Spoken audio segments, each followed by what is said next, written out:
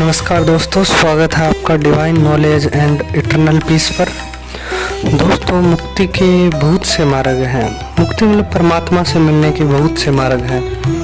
कोई पूजा पाठ करता है, कोई ध्यान करता है, कोई क्रिया योग करता है, कोई योग करता है, कोई तंत्र का सहारा लेता है, कोई मंत्र का सहारा लेता है। ऐसे बहुत से रास्ते हैं जो एक ही जगह पर जाते हैं, मंजिल सबकी एक होती है। दोस्तों, ऐसा ही मार्ग मुक्ति का मार्ग है नाद योग। नाद योग शब्द मार्ग है और शब्द से मोक्ष की प्राप्ति होती है। नाद योग या शब्द मार्ग मोक्ष प्राप्ति का ऐसा मार्ग है जिसमें साधक की आत्मा को दिव्य धुन के साथ जोड़ा जाता है। दिव्य धुन को धर्म ग्रंथों में शब्द, नाद, वाक या ओम भी कहा है।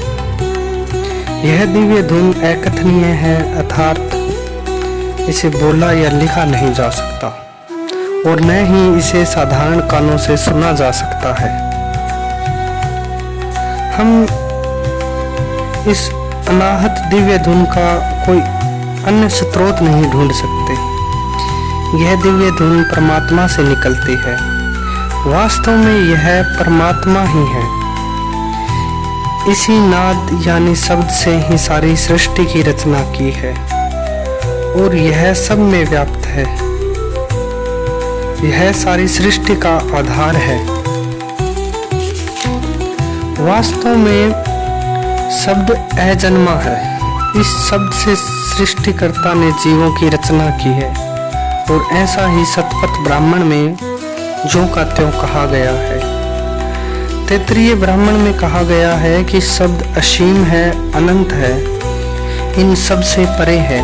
सभी देवी देवता, दिव्य आत्माएं, जीव जंतुओं में शब्द विद्यमान है। शब्द ही सारी सृष्टि का आधार है। यह धुन हमारे अंतर में निरंतर गूंज रही है। हम इसे इसलिए सुन नहीं पाते क्योंकि संत महात्माओं के अनुसार हमारी इंद्रियां शोरगुल से इतनी भरी हुई है कि यह सूक्ष्म धुन इस शोर में कहीं खोकर रह जाती है। नादयोग के साधकों का यह विश्वास है क्योंकि सारी रचना इसी शब्द की धारा से बनी है, इसलिए केवल यही धारा पर आत्मा को इस रचना से निकालकर वापस परमात्मा में मिला सकती है और उसे सदा के लिए इस संसार के बंधनों से मुक्त करवा सकती है। इस मधुर दिव्य संगीत को सुनना और इसी के द्वारा परमात्मा से मिलाप करना शब्द योग का सार है।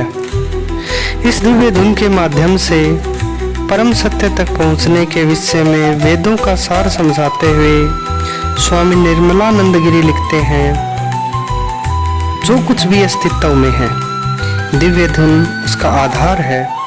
इसे जानने का साधन दिव्य धुन है। दिव्य धुन द्वारा ही आत्मा की वास्तविकता का और सर्वोच्च सत्ता का अनुभव किया जा सकता है। मन की विचार तरंगे जो शब्द को भुला देती है, साधक उन्हें स्थिर करके गहन ध्यान साधना के द्वारा इस दिव्य धुन से जुड़ सकता है। इस प्रक्रिया का ध्यान साधना के अध्याय में हम कभी आगे देखेंगे। सुमिरन और ध्यान के द्वारा आत्मा धीरे धीरे आंखों के बीच तीसरे तिल शिव नेत्र पर एकाग्र होने लगती है। ऐसा होने पर साधक को दिव्य धुन यानी ओम का प्रकाश और उससे निकलने वाली धुन सुनाई देने लगती है। हिंदू धर्म में मान्यता है कि ओम चेतना से परिपूर्ण अलौकिक शक्तियों का भंडार है। इसका जाप करने से जाप करने वालों और इसे सुनने वालों दोनों को परमात्मा के साथ जोड़ने में सहायता मिलती है। वेदांत के अनुसार ओम का पवित्र शब्द सारे ब्रह्मांड में निरंतर गूंज रहा है और यह उसी साधक को सुनाई देता है जो मन लगाकर भक्ति करता है। इसलिए यह माना जाता है कि पवित्र शब्द ओम के जाप से मुक्ति प्राप्त होती है। मुंडक उपनिषद में लिखा है, उस परमात्मा का ओम के रूप में ध्यान करना चाहिए। पतंजलि योग सूत्र में लिखा है, ओम के द्वारा उसकी अभिव्यक्ति है, इसका जाप करना चाहिए। इसी के द्वारा आत्मज्ञान प्राप्त होता है और बाधाओं का नाश होता है। तैत्तिरीय उपनिषद में लिखा है, जो ओम का जाप इस भाव से करता है कि मैं ब्रह्म को प्राप्त करूँगा, वह वास्तव में ब्रह्म को प्राप्त कर लेता है। ध्यान बिंदु उपनिषद में लिखा है, एकाक्षर ओम, जो कि ब्रह्म है, उसी का ध्यान करना चाहिए जो बंधन से मुक्ति की अभिलाषा करते हैं। कट उपनिषद में नचिकेता मृत्यु के देवता यम से प्रश्न करता है, जिसे आप देखते हैं उसके बारे में मुझे समझाएं, जो सही और गलत, कारण और कार्य, भूत और भविष्य से परे हैं। यम नचिकेता को समझाता है कि ज्ञानी जन ओम पर ध्यान केंद्रित करते हैं, हृदय की गुफा में छुपे उस अनंत परमात्मा का अनुभव करते हैं। यम उस मिलाप के आनंद की बात भी करता है। नचिकेता का गुरु होने के नाते यम उसे आश्वासन देता है कि वह उसे शब्द का भेद देगा। जैसा कठ उपनिषद में लिखा है, मैं तुम्हें शब्द का भेद देता हूँ। सभी धर्म ग्रंथ इसकी महिमा करते हैं। सभी साधनाएं यही कहती है, इसे प्राप्त करने के अभिलाषी आत्म संयम धारण करते हैं। यह ओम है, परमात्मा का यह प्रतीक है, सर्वोत्तम है। इसको प्राप्त कर मनुष्य की सभी तृष्णाओं की तृप्ति हो जाती है। यह ओम जिज्ञासुओं का सर्वश्रेष्ठ सहारा है। जिसके हृदय के अंदर ओम की निरंतर गूंज रहती है, वह वास्तव में भाग्यशाली है। उसे परमात्मा का रूप समझकर बहुत प्यार किया जाता है। उपनिषदों में उस आंतरिक प्रकाश का वर्णन हमें मिलता है, जिसका अनुभव ध्यान साधना के दौरान होता है। साथ ही उस आंतरिक ध्वनि का भी वर्णन मिलता है, जिसे कान बंद करके सुना जा सकता है। वह प्रकाश इस लोक से ऊपर, दिव्य लोकों से ऊपर, सभी पदार्थों से ऊपर, सभी ऊंचे लोकों में, सभी में प्रकाशित होता है। वह ब्रह्म का प्रकाश है। उससे बढ़कर इस सृष्टि में और कुछ नहीं है। वह मनुष्य के अंदर भी विद्यमान है। जैसे जैसे साधक का ध्यान अभ्यास गहन होने लगता है, उसे आंतरिक अनुभवों के द्वारा अपनी आध्यात्मिक उन्नति का प्रमाण मिलने लगता है। स्वामी विवेकानंद का कथन है, जो गहन अभ्यास करते हैं उनको और भी कई संकेत मिलते हैं। कभी ऐसी ध्वनियाँ सुनाई देती है जैसे दूर से आती हुई घंटियों की झनकार, जो मिश्रित होकर कानों में एक निरंतर मधुर संगीत की तरह रस घोलती है। कभी दृश्य प्रकट होते हैं जैसे प्रकाश के छोटे कण, जो देखते ही देखते बड़े होते जाते हैं। और जब इस प्रकार के दृश्य दिखाई देने लगे तो समझो कि आप तेजी से प्रगति कर रहे हैं। नाद बिंदु उपनिषद का विषय ही दिव्य ध्वनि है। इस उपनिषद के अनुसार दिव्य ध्वनि मन को वश करने का एकमात्र साधन है। अंतर की सुंदर सुरीली आवाज़ को सुनकर मन इतना मोहित हो जाता है कि वह सांसारिक सुख भोगों से सदा के लिए विरक्त होकर परमात्मा में एकनिष्ठ हो जाता है। नाद बिंदु में कहा गया है, जिस प्रकार शहद का सेवन करने के बाद मधुमक्खी सुगंध पर मोहित नहीं होती, इसी प्रकार मन जब मधुर धुन को हमेशा के लिए मोहित हो जाता है तो उसे और कोई इंद्रियों का रस नहीं पाता। उस धीमी मधुर धुन से बंद कर उसी क्षण अपनी चंचल वृत्ति को त्याग देता है।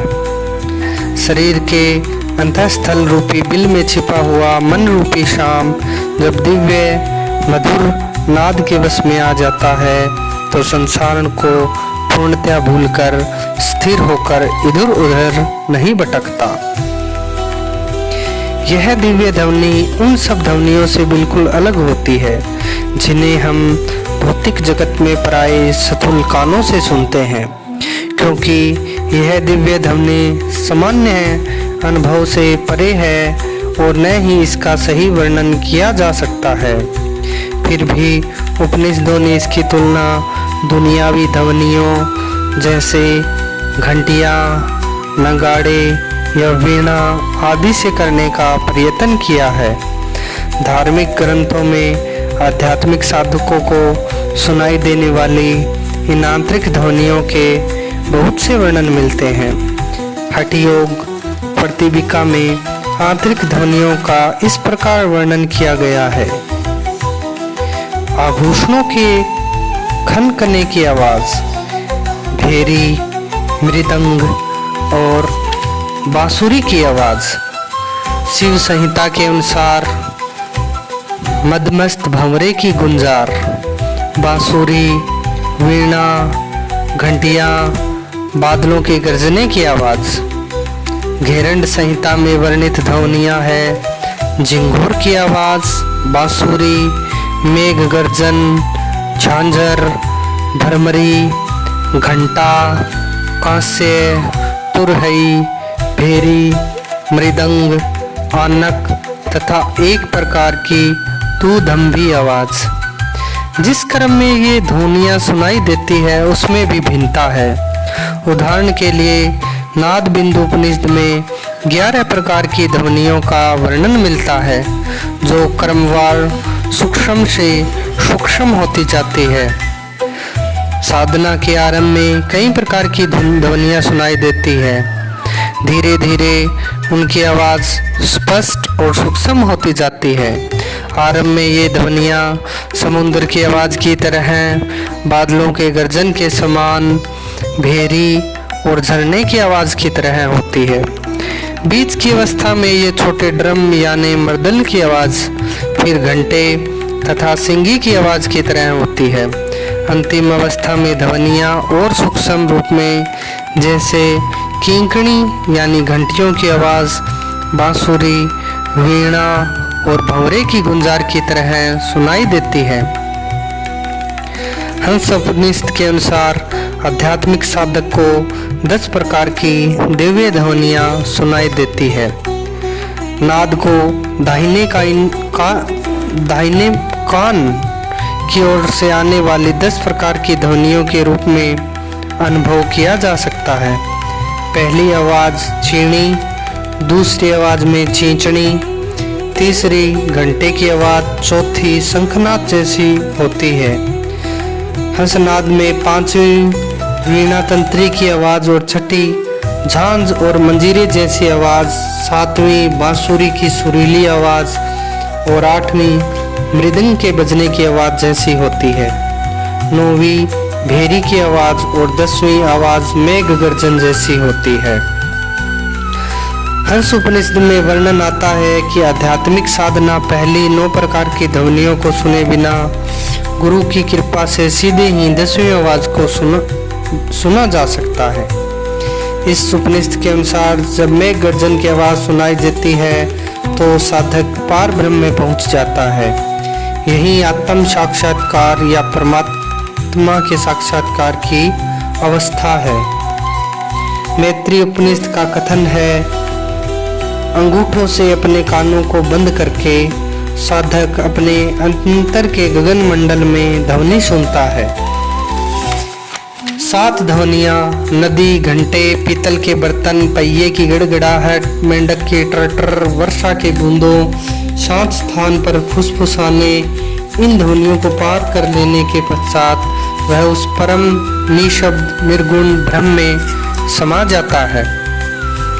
जब साधक का मन इन आंतरिक ध्वनियों को सुनने में लीन हो जाता है तो वह मोहित हो जाता है और उसका मन स्थिर हो जाता है।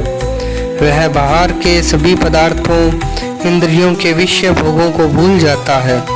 उसे स्वयं के अस्तित्व की होश नहीं रहती, उसे परम आनंद का अनुभव होता है।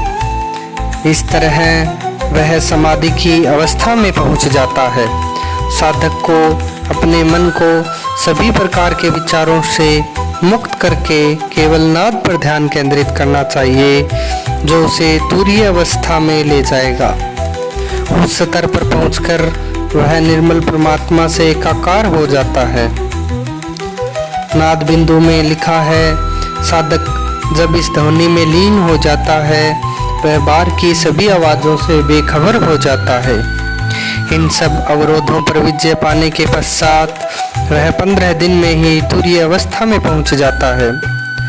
सांसारिक पदार्थों में अनासक्त होकर अपनी इंद्रियों को वश में करके साधक को अपना ध्यान इस ध्वनि पर केंद्रित करना चाहिए, जो इसके मन को मार देती है। अपने को विचार शून्य करके सभी प्रकार के कर्मों से मुक्त हो साधक को अपना ध्यान इस ध्वनि पर केंद्रित करना चाहिए, जिससे मन उसमें लीन हो जाएगा। नाद पर अनवरत ध्यान केंद्रित करने से प्राण, मन और इसके कार्मिक संबंध सब नष्ट हो जाते हैं और वह पवित्र आत्मा में समाकर एक हो जाता है। मोक्ष प्राप्ति की अन्य पद्धतियों जैसे हठ योग, कर्म कांड और बाहरी पूजा पाठ की तुलना में दिव्य धुन को सुनने और अनुभव करने का मार्ग सबसे सरल है। हालांकि आयु, जाति, धर्म या राष्ट्रीयता का विचार किए बिना कोई भी व्यक्ति इसका अभ्यास कर सकता है, लेकिन इसका अभ्यास गुरु के उपदेश के अनुसार ही करना चाहिए। वैदिक परंपरा में गुरु की आवश्यकता पर बहुत बल दिया गया है, क्योंकि केवल गुरु आध्यात्मिक साधक की सुप्त शक्ति को जागृत करके उसे दिव्य धुन से जोड़ सकता है। अन्य मार्गों की भांति इस मार्ग में साधक की सफलता गुरु के प्रति पूर्ण विश्वास, दीक्षा के समय दिए गए गुरु के निर्देशों पर सच्चे मन से प्रयत्न करना, परमात्मा के प्रति अगाध प्रेम और अंततः गुरु की कृपा पर निर्भर करता है। तो साथियों, कलयुग के इसके सबसे सरल मार्ग पर चलना आपके लिए वाकई में सफल हो सकता है। स्वामी शिवानंद सरस्वती ने ओम और नाद ब्रह्म की स्तुति में बहुत से गीत लिखे हैं। इस संसार में 1,25,000 साधना की पद्धतियां हैं, लेकिन नाद अनुसंधान, नाद ब्रह्म की साधना को ही सर्वोत्तम मानते। धन्यवाद। मिलते हैं नेक्स्ट वीडियो में।